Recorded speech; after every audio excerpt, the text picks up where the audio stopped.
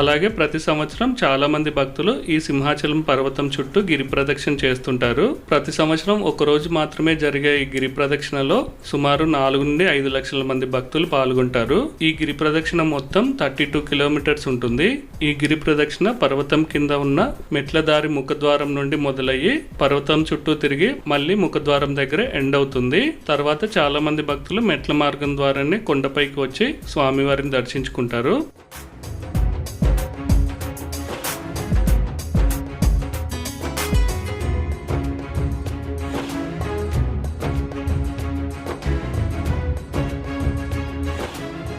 మనం వెస్ట్ గోపురం నుండి ఇటు సైడ్ వస్తే ఇక్కడ దర్శనానికి ఎంట్రీ